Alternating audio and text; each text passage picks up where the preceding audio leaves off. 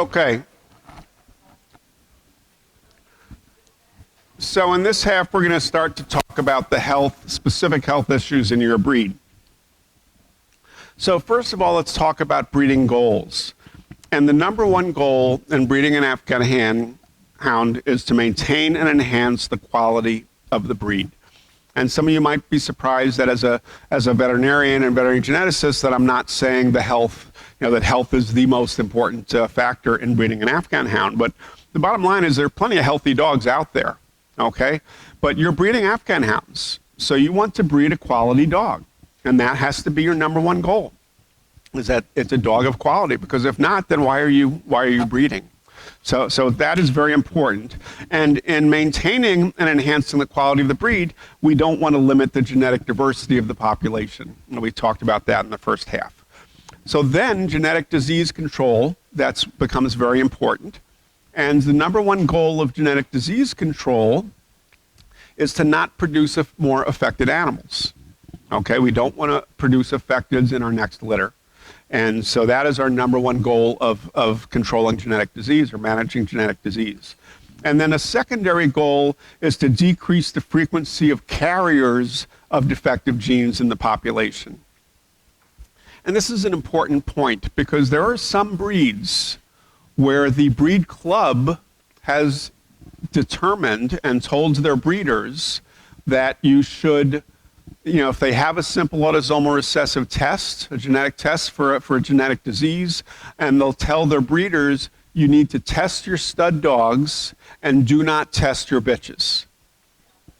Okay, and as long as you're using a normal stud dog, it doesn't matter what he's being bred to, he'll never produce an affected dog. So that is true, and we'll talk about that before we finish, that is how you manage recessive diseases that have genetic tests, is that you have quality dogs that are a carrier, and you breed a carrier to a normal, you will never produce affecteds, but then you need to replace that quality carrier with a quality normal offspring to carry it on in the next generation. And if you are not selecting against carriers, those carrier to normal matings have a gene frequency of that defective gene of 50%, because 50% will be normal, 50% will be carriers. And the carrier frequency of most defective genes for most breeds that have a genetic disorder are far lower than 50%. So you're actually selecting for that defective gene in that regard. And then what happens is another genetic test comes along for another disease, and another test comes. There's some breeds that have 4 and 5 genetic tests.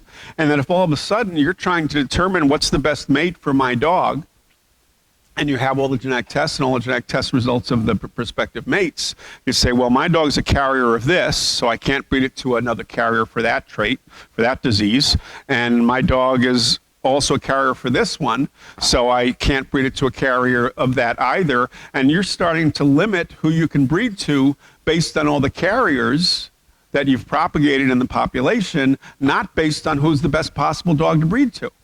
Okay, so you're inhibiting your ability to select the best mating in that regard. So we don't want to precipitate and disseminate more carriers in the breeding population, or placing a lot of carriers in breeding homes. In that regard. And we'll be talking about that. So let's talk a little bit about genetic tests. Okay, our next poll question, what genetic screening do you do in your dog? So genetic screening includes all types of testing, not just a DNA test. So what kind of genetic screening do you do in your dogs?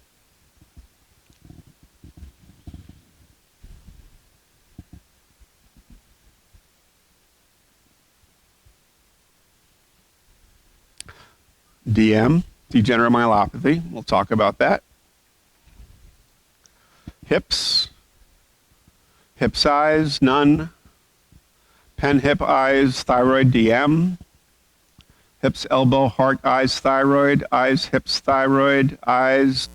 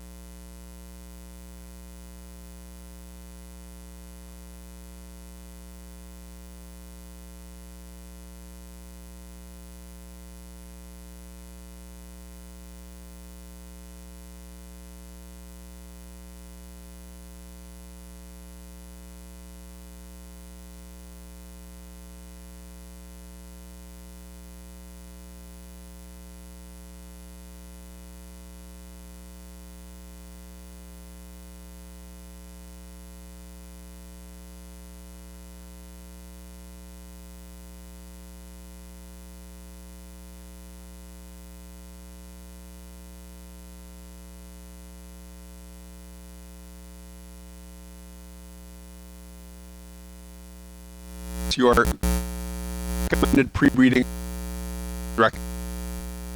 Afghan Hound Club of America. 4.8% of you do OFA elbows, and 4.1% of you do OFA patellis. Okay, so let's talk about different genetic tests that are available to us. So when we say a genetic test, most of us think about a DNA test, and that's a direct DNA test for liability genes. So that is a test of the genotype, telling us whether it's little a or little a large a, and so forth, telling us what the genotype is. Then there are tests of the phenotype, which are tests that primarily just identify clinically affected individuals. So the phenotype is what you see in the dog. The genotype is the coding, but the phenotype is the result of the expression of those genes, or what you see. So hip x-rays, an eye examination, thyroid panel, these are all tests of the phenotype, or the expression of those genes.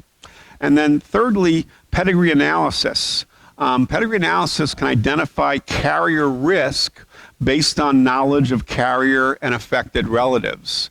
So if you know of the relatives that have a genetic disease, and then you can figure out, is my dog at higher risk or lower risk based on the relatives? And of course, that requires open reporting so that you have that information available to you.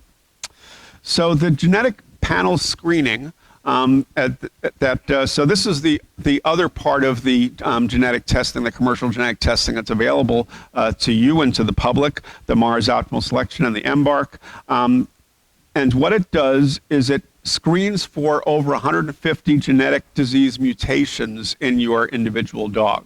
And so again, this is about commercialization and competition and marketing.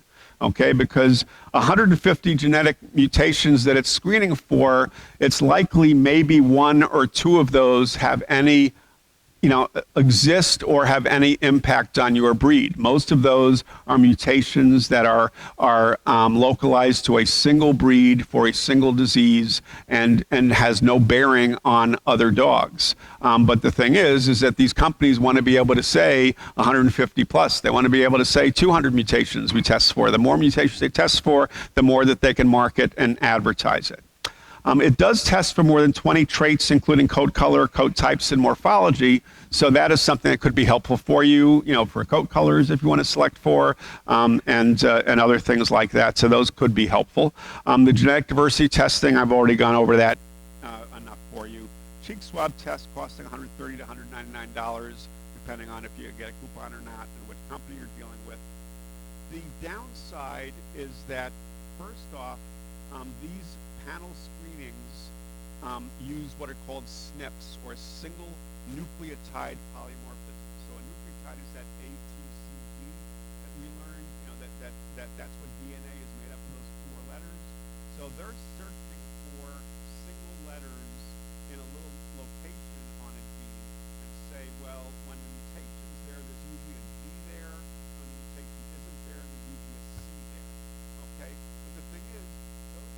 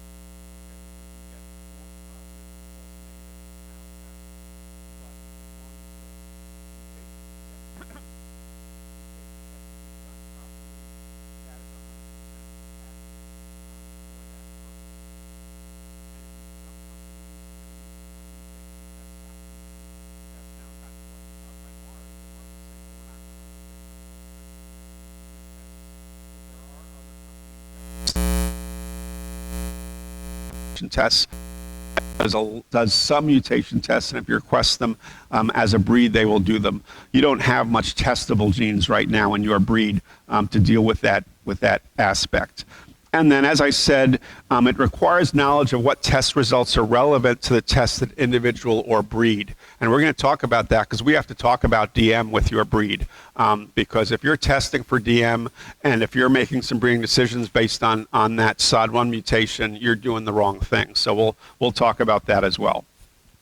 Okay, so the Canine Health Foundation is the health arm of the AHCA. And the AHCA Canine Health Foundation will periodically send out an email to every single parent breed club and say, what are the most important diseases that your breed is concerned with? Okay, and they do that for, they do it for statistical purposes, but they actually do it for one big reason, is that they're giving out millions of dollars in grant money to study genetic diseases, so they want to give the most money for diseases that are affecting the most number of breeds and of the most important to most breeds. So that is the purpose for their questionnaire, so they know how to rank what they want to fund in studies in that regard. And so before I get into that, so this poll is what genetic disorders are you seeing in your dogs? And again, this is anonymous. There's no way to trace who's putting things up there. So if you want to cover what you're writing so your neighbor can't see it, that's fine. But I want you to be honest about what, and I'm not saying what are they testing for. I'm saying what are they affected with? What are they sick with? What disorders are you seeing in your dogs or the dogs that you have bred that are being reported to you? What are the diseases that Afghan hounds are coming down with? And let's see what you put up there. None. Low thyroid.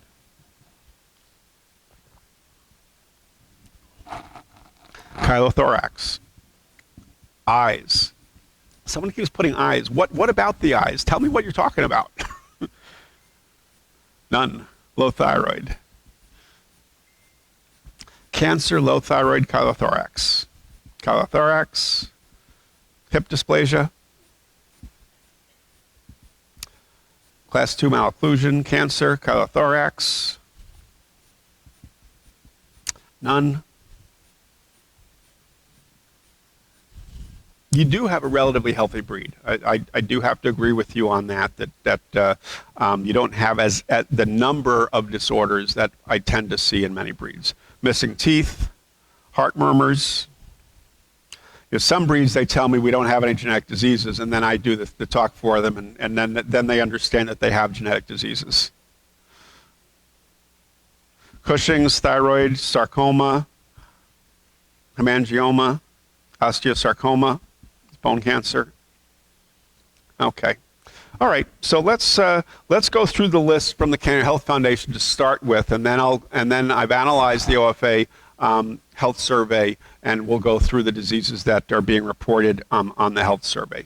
So the top 10 canine health concerns as compiled by the AHCA Canine Health Foundation at this point, number 1 is hip dysplasia. So, and this doesn't mean it's the most frequent diseases, but it's the diseases that occur across the most number of breeds. So understand that that's what this list is that the most number of breeds have listed hip dysplasia as an issue.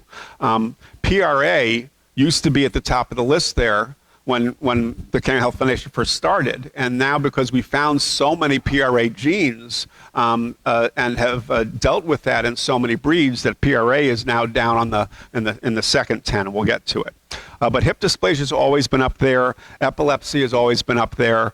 Allergies has always been up there. The number 1 genetic disease of all dogs is allergies. The number 1 genetic disease that every veterinarian sees every single day is allergies. Okay, this is the number 1 genetic disease of dogs. And it's something that you need to select against. All of these genetic disorders you need to select against when you are planning your matings. If you have an allergic dog, you need to think twice about breeding that dog.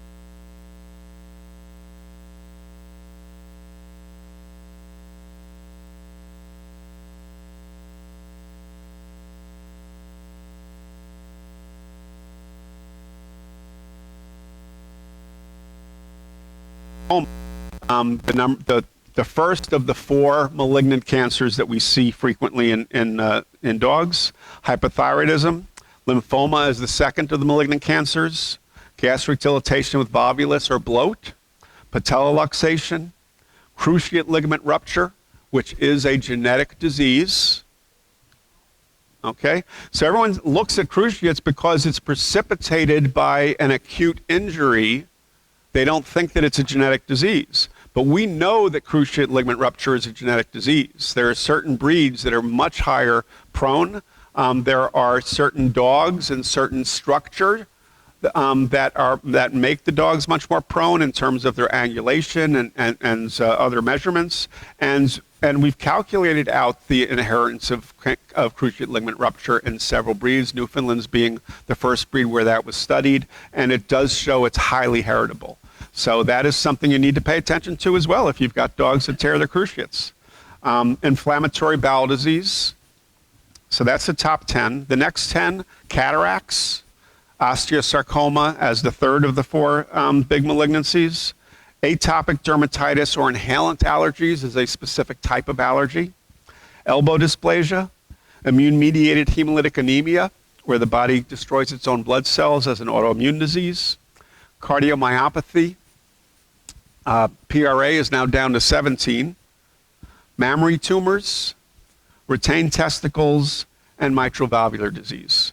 So those are the top 20 diseases of canine health concerns across all breeds as reported by the breed clubs to the AHCA Canine Health Foundation. All right, so let's look at your breed health survey. And first off, disorders by body system. Okay, again, this is 814 dogs. You've got 14.1% that have listed with some kind of cancer. Now, this doesn't mean that it's all malignant cancer. Okay, it could be lipomas or fat, which is the most frequent cancer that we see in dogs is a benign proliferation of fat tumors, and it is heritable. Okay, and I just did, as I said, I did the Weimaraners last week, and Weimaraners have the #1 frequency of lipomas of any breed. Allergies at 8.6%, gastrointestinal at 7.8%, neuromuscular, cardiovascular, kidney, urinary, orthopedic at 6.2%, so that's pretty good. Skin, eye, temperament at 3.9%, so even though you feel that you have some temperament problems, it's certainly not a most frequent thing. Endocrine disorders, immune-related disorders, female reproductive disorders, not feline. The cat people aren't here today. Dental disorders, ear, liver, male reproductive, respiratory, and then blood disorders. So this is just based on the system of the body where you're reporting the most diagnoses in that online health survey. Okay. Also from that online health survey, we have age at death of the dogs who were deceased, where people put in the information, and we see a nice curve here where, very little death early on, and then as the dogs get older, it increases in frequency. Your most frequent age at death of 11 to 13 years of age, and then for the ones that are lucky enough to be greater than 14 years of age, at 8.7% as well. So it looks like you've got a nice normal distribution of age at death in your breed based on the health survey. Okay, so here are the survey results. Now, the one thing you have to realize with health surveys is that the numbers don't mean anything. Okay? People will fill out health surveys. If people have normal dogs, they tend to not fill out health surveys. They know it's important. They put it aside. Yeah, I got to fill it out. When's the deadline? Okay. And then they kind of forget about it because they're not emotionally involved with it. Whereas if someone has a dog that has a serious disease, they're going to fill out that survey because that is something important to them. That's something they deal with all the time, and they're going to fill that out. And there's all sorts of other reasons why people do or don't fill out surveys. So really the numbers themselves are not important. Some of them you get breed clubs that are just hawking the people to fill out, and you get better responses, and other ones not. But the thing that you can look at is the relative frequency between disorders. Okay, when people are filling out surveys and you have enough numbers of people filling them out, the disorders that are more frequent are going to be higher on the list than the ones that are less frequent. So that is something to pay attention to. Okay? So your most frequent disease process on the health survey is mammary cancer, that is affecting 7.5% of your females only, okay? So this number is based on if it says a female or male on here, it's only looking at the females, because we're not looking at male mammary cancer. Not that it doesn't happen, but it's so infrequent that it isn't really relative to it. That's really high, a high percent. And whether that percentage is accurate or not, I don't know. But to say that the number one disease process that you see in your breed is breast cancer in your females, that's something, it is genetic, and it is something, as we know in people, it's genetic, and it is something to pay attention to. Now, certainly most pets are spayed, and spaying will prevent most breast cancers, but many females that we keep as breeders are going to be kept intact for many years, and so if they've had litters, if they've had multiple heats, the chance of developing breast cancer, even if they are spayed later on, is going to be much higher. And so the fact that you see a lot of cancer is not a good thing. So something to pay attention to when you're breeding and when you're talking to each other about what disorders you are seeing. You know, we see a much more accurate frequencies of breast cancer and testicular cancer in Europe because people don't spay and neuter in Europe as they do here in America. And so you're keeping animals intact, and those types of cancers are precipitated by hormones. And so if they're kept intact their entire lives, they're much more prone to developing those, and hopefully would not develop those cancers in that situation. Chronic ear infection is something that you're going to see high on a list for every breed health survey. So that is not a surprise. And chronic ear infections, though, we have to understand, are most likely related to allergies. Okay, ears are just skin folded up inside the head. And because they're in a canal in the head, there's increased moisture and there's decreased oxygen content. And those are things that bacteria and yeast love to overgrow in. And so chronic ear infection and the inflammation that comes with it is due to allergic reactivity. So chronic ear infection, you need to pay attention to, is that a expression of allergy?